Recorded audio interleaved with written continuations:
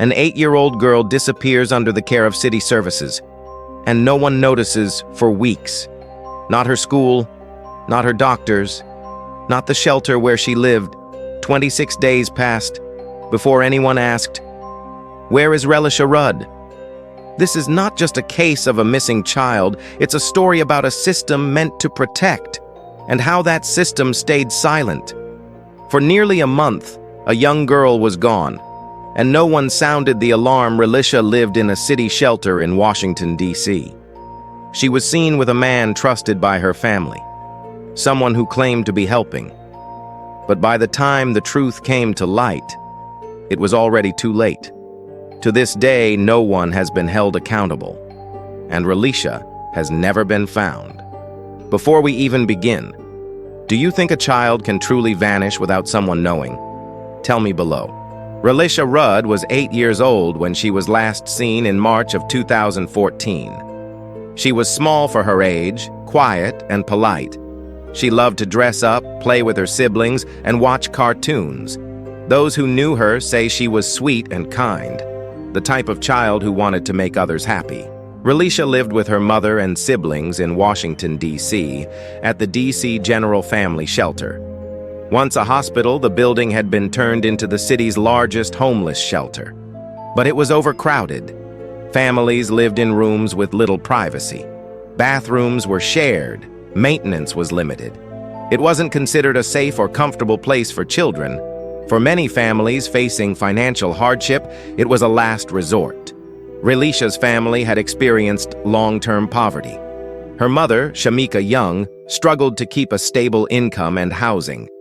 Like many parents in similar circumstances, she turned to the shelter system for help. It was supposed to be temporary. At the time, Relisha attended Payne Elementary School. Staff there cared deeply about her. But over time, teachers began to notice that she was often absent. Sometimes she came to school looking tired. Other times, she appeared withdrawn. They tried to help. They contacted her family. They offered resources. They wanted to understand what was happening behind the scenes. But the answers they received weren't always clear. In total, Relisha missed more than 30 days of school before anyone realized something serious might be happening. At that point, weeks had already passed. There are many children in the U.S. who face poverty, housing insecurity, and school absences. But most of them don't vanish. Most of them don't leave behind this many questions. Let's give Relisha the attention she never got. If you believe every child matters, hit that like button. At the D.C. General Family Shelter, many staff members came and went. But one man stood out. His name was Kahlil Tatum. Officially, he worked as a janitor. He wasn't a counselor. He wasn't part of the school system. He wasn't a doctor. Despite this, he introduced himself to some families as Dr. Tatum. He claimed he helped children, that he had resources, that he was someone they could trust. At some point, he developed a relationship with Relisha's family, specifically her mother. What began as conversations at the shelter became something more. He started spending time with Relisha. He gave her gifts. He offered to take her to places outside the shelter, places he said were safe, like parks, stores, or medical visits.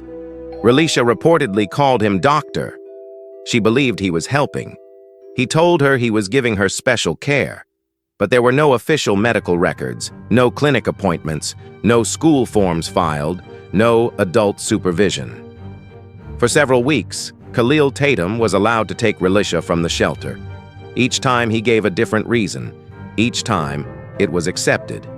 Eventually, her school was told she was under a doctor's care. That was the excuse given for her long absences, that she was sick, that a medical professional was involved. But no one verified this. There were no questions about credentials, no proof of treatment, only stories, and a growing amount of time with no sign of Relisha in class. By the time anyone began to look closer, it was already March. Weeks had passed. Her classmates hadn't seen her. Her teachers were worried, but the person she had been seen with, the man she called doctor, was no longer at work. When investigators checked shelter records, they found he was missing too. Have you ever seen someone who seemed off, but no one listened? Drop a comment if you know what that feels like. Relisha Rudd had been out of school for days, then a week, then 2. Her absences kept piling up. But each time, her school received word that she was under a doctor's care, that the absences were excused, that there was no cause for concern. The doctor's name listed on the excuse notes? Kahlil Tatum. The same man who wasn't a licensed medical professional. The same man who worked maintenance at the shelter. But at the time, no one verified the claim. Weeks passed. On paper, everything seemed fine. But Relisha wasn't in class. She wasn't turning in homework. She wasn't attending activities. No staff member had seen her. No one had heard her voice in nearly a month. It wasn't until a social worker from the school system tried to follow up in person that things began to unravel. The social worker went to the address on file, not a clinic, not a pediatric office. Instead, it led them back to the shelter. At the shelter, staff were unable to confirm that Relisha had been receiving care from any real doctor. That's when the alarm was raised. The Metropolitan Police Department was contacted. Investigators were sent out, and for the first time, officials realized what had happened. Relisha Rudd wasn't just sick. She wasn't with a doctor. She was missing. She had been gone for 26 days, almost an entire month.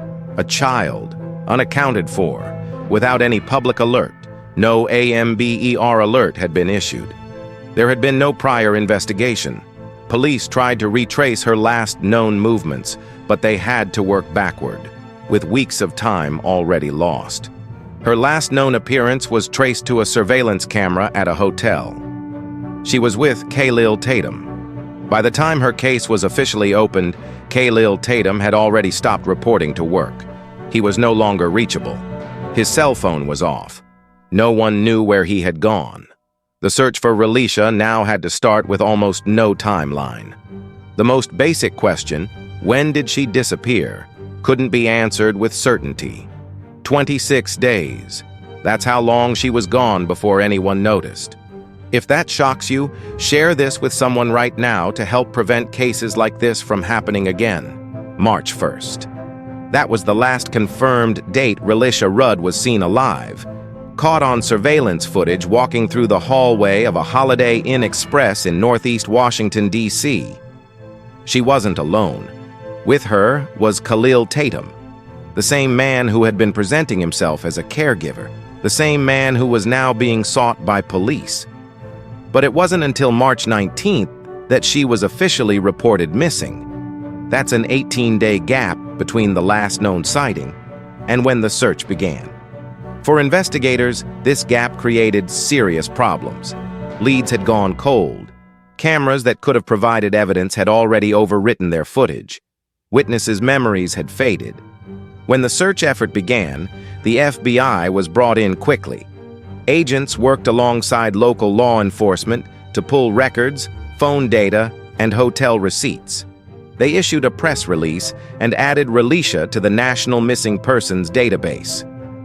Across the city, people began to learn her name for the first time. Flyers were posted on telephone poles. Local news stations ran urgent updates, but many asked the same question: why did it take so long? Investigators found that Kahlil Tatum had checked into several hotels during the first week of March. In one hotel, he was seen purchasing items from a gift shop. In another, he was spotted walking alone, without Relisha. One of the hotels, the Red Roof Inn, became a focus of the search. Surveillance there did not show Relisha, it showed only Tatum. And that was when things escalated. Authorities searched the hotel room, but Relisha wasn't there. No sign of her belongings. No direct clues about where she had gone. Days turned into weeks. Tips poured in from across the city. The investigation led officers to Kenilworth Park and Aquatic Gardens, a large wooded area in Northeast D.C. Cadaver dogs were brought in. Search crews combed through the grounds for days, but they found nothing. As more time passed, hope began to fade. Authorities still hadn't found Relisha. And now, another discovery shifted everything. Kahlil Tatum was located. Not alive, but deceased. He had taken his own life, in the same park where police had been searching. The man who last saw Relisha was gone, and with him, the answers. Investigators couldn't ask him questions. They couldn't confirm what happened, and they couldn't rule anything out. From surveillance footage to hotel rooms, this trail is haunting. Could someone have helped her escape? Let's unpack it together. Drop a comment if you believe someone else might have played a role. On March 31st, 2014, officers searching Kenilworth Park in northeast Washington, D.C., found a man's body under a shed. It was Kahlil Tatum. Authorities say he died from a self-inflicted gunshot wound. Nearby was a discarded weapon. For many, this brought more confusion than closure. Tatum was the last person seen with Relisha, the last adult known to have contact with her. And now, with his death, whatever answers he might have given were gone. But the case took another turn. Days earlier, Tatum's wife, Andrea, had also been found, dead from a gunshot wound. Her body was located at a motel in Prince George's County, Maryland. Investigators believe Andrea Tatum was killed sometime between March 19th and March 20th, the same time police first began actively looking for Relisha. Authorities believe Kahlil Tatum was responsible. They issued a warrant for his arrest in connection to Andrea's death. But before they could reach him, he was already gone. Still, there was no physical evidence tying either scene to Relisha. She wasn't found at the park. She wasn't connected to the motel. There were no confirmed sightings of her after March 1st. It was like she vanished from the map. As days passed, hope dimmed. But with it came hard questions and possibilities no one wanted to imagine. Was she still alive? Had someone helped her? Or had something happened that would never be fully uncovered? What made this even more painful for her family was that there was no way to know. With Tatum gone, so were the most critical pieces of the puzzle. The man who knew where Relisha was no longer here to say, and the woman closest to him had been taken before she could be asked anything at all. To this day, there are still no confirmed answers, no verified sightings, no definitive explanation, just the image of an 8-year-old girl and the silence that followed. The one person who might have known where Relisha went is gone. But the questions haven't stopped. Subscribe if you want those questions to be heard. The disappearance of Relisha Rudd is filled with moments that don't add up. From the shelters to the hotels to the days that passed without a missing persons report, many things remain uncertain. There are 3 main theories investigators and the public continue to discuss. None of them have been confirmed, but each one highlights the gaps left behind. Theory 1. Tatum harmed Relisha. Some believe Relisha never left Tatum's company alive. He was the last adult seen with her. Surveillance footage captured them at multiple hotels, but after March 1st, she's no longer seen. Police confirmed he purchased a shovel, large black trash bags, and lime around the time she vanished. These details caused fear and speculation about what may have happened to her. But no physical evidence, no remains, were ever recovered, and no location connected to those items ever led to Relisha. Theory 2. Relisha was trafficked. Another theory suggests she may have been taken across state lines and forced into something terrible. Some reports speculated that Tatum may have handed her off to someone else. This theory is based in part on the long delay between her last known sighting and the time police began searching. That gap, from March 1st to March 19th, left a large window of time unaccounted for. Investigators followed hundreds of tips, searched through nearby areas and tracked vehicle movements, but none brought them closer. Her name was added to databases of missing children, but in the years that followed, there were no verified sightings. Theory 3. Someone else was involved. The third theory is harder to narrow. It suggests that others knew something, or were involved in ways that were never fully explored. The shelter where Relisha lived had over 250 families. Staff came and went. Many residents reported concerns about safety long before she went missing. Tatum worked there, but he wasn't closely supervised. His movements weren't questioned. The records show he took Relisha out multiple times without being stopped. How could a man with no medical license, someone who called himself Dr. Tatum, remove a child repeatedly with no legal authority? And if someone else helped him, why hasn't that come to light? The gaps. The days between March 1st and March 19th hold the most confusion. No confirmed location for Relisha, no digital trail, no phone calls, just hotel stays, purchases, and silence. The timeline doesn't answer everything. Some say it never will, but each question points back to what should have been caught, what should have been stopped, before Relisha disappeared. What's your theory? What do you think really happened to Relisha? Let's talk about it in the comments below. Relisha Rudd was 8 years old. She lived in Washington, D.C., inside a shelter meant to offer protection to families experiencing homelessness. That shelter was run out of a building once used as a hospital. It had hundreds of residents, dozens of staff. But even in that crowded place, a child could go unseen. The man last seen with her, Kahlil Tatum, was a janitor. He worked inside the shelter. He was not a doctor, he had no license, but he introduced himself to families as one. And no one in authority ever corrected that. There was no check-in system for adults taking children off shelter property. No approval process. No alerts to law enforcement or social services. Residents said the staff barely paid attention. It was easy for someone to walk a child out and keep walking. Relisha left the shelter with Tatum several times. Each time it was without any formal permission, but it kept happening. No one stopped it. At her school, teachers noticed Relisha had been missing for days.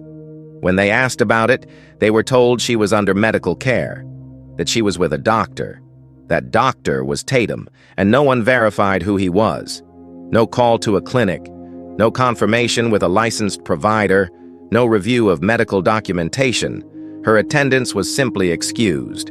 She missed over 10 days before anyone challenged the information. Eventually, a school counselor reached out to DC's Child and Family Services Agency. A social worker was assigned, but it took more than 2 weeks before a home visit was completed. By then, Relisha had been gone for nearly a month. The shelter had not filed any concerns. The school had accepted false information. The system that was supposed to protect her moved too slowly. After Relisha's disappearance, the city faced questions. Why weren't there background checks for shelter employees? Why weren't there policies in place to verify who had access to children? Multiple agencies had a part in her daily life: housing, education, child welfare. But no agency took full responsibility. There were promises to do better, changes to shelter procedures, more staff training. But none of that changed the fact that a child had vanished, while under the care of government services. Relisha Rudd deserved protection. She was not hiding. She was present in school, in a shelter, in a city full of systems meant to protect children.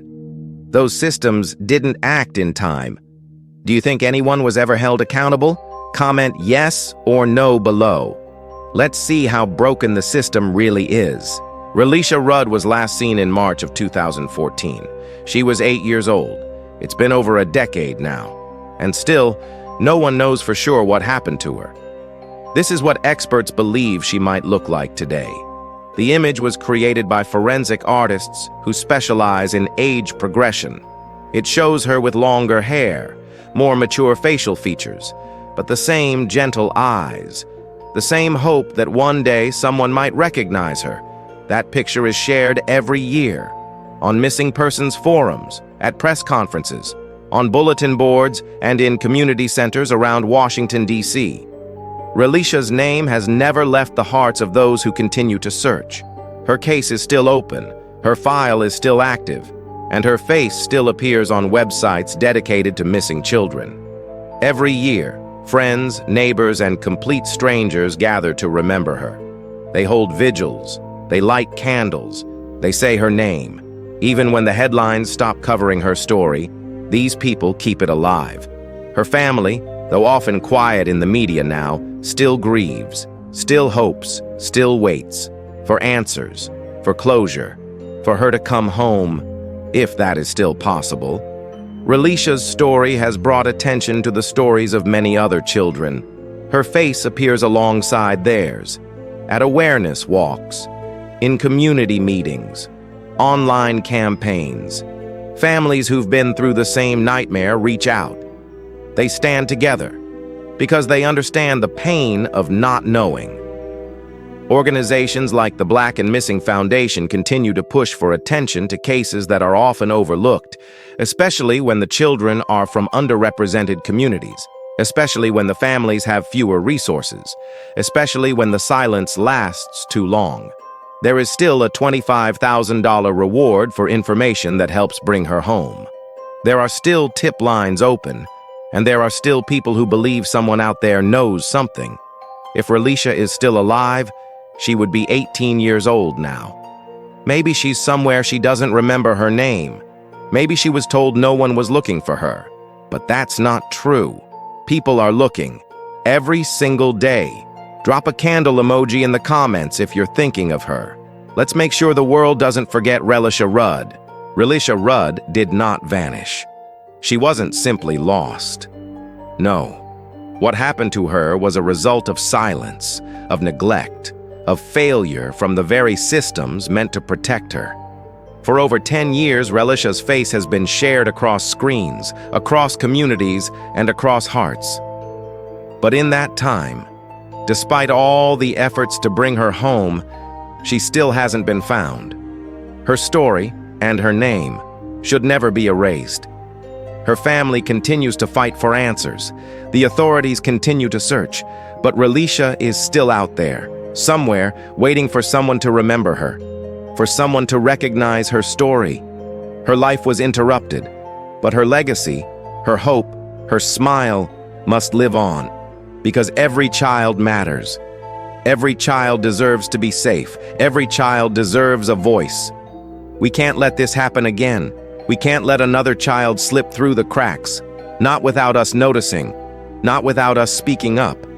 Relisha's case is a reminder of how broken systems can fail, of how neglect can be hidden in plain sight. But it's also a reminder of our responsibility to care, to act, to never turn away. We may not have all the answers, but the search for those answers will continue. As long as we keep her story alive, as long as we keep asking, where is Relisha? If you stayed until the end, thank you for caring. Every like, comment, and subscription helps keep stories like Relisha's alive. Let's make sure her name is never forgotten.